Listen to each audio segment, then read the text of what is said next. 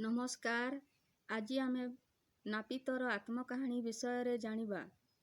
ସମାଜର ଚଳଣିରେ ସେବାକାରୀ ଭାବେ ମୁଁ କାମ କରେ।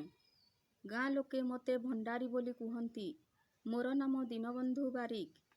ଲୋକମାନଙ୍କର ଶୁଭ କାର୍ଯ୍ୟ ଓ ଶୁଦ୍ଧି କାର୍ଯ୍ୟ କରିଥାଏ। ଲୋକମାନଙ୍କର ସେବା କରିବା ମୋ ଜୀବନର ପ୍ରଧାନ କର୍ତ୍ତବ୍ୟ। ଘରେ ମୋ ପରିବାର ଅଛି। ବାପା, ମା, ସ୍ତ୍ରୀ, ପୁଅ, ଝିଅ ଅଛନ୍ତି। ମୁଁ ସେମାନଙ୍କର ସେବା ଯତ୍ନ କରେ। ମୋର ପୋଷାକ ଅତି ସାଧାରଣ ଅଟେ। ଆଣ୍ଠୁଲୁଚା ଲୁଗା, କାନ୍ଧରେ ଖଣ୍ଡିଏ ଗାମୁଛା ମୋର ନିତିଦିନିଆ ପୋଷାକ। ପର୍ବପର୍ବାଣୀରେ ଧୋତି ଓ ସାର୍ଟ ପିନ୍ଧେ। ଲୋକମାନଙ୍କୁ ଖିଅର କରିବା ମୋର ଦୈନନ୍ଦିନ କାର୍ଯ୍ୟ।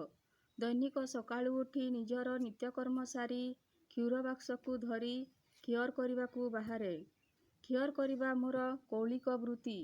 ଆମର କାମ ବଂଶ ପରମ୍ପରା କ୍ରମେ କରି ଆସୁଛୁ। ମୋର ବାପା, ଜେଜେବାପା ମଧ୍ୟ ଏହି କାର୍ଯ୍ୟ କରୁଥିଲେ। ଧନ୍ୟବାଦ।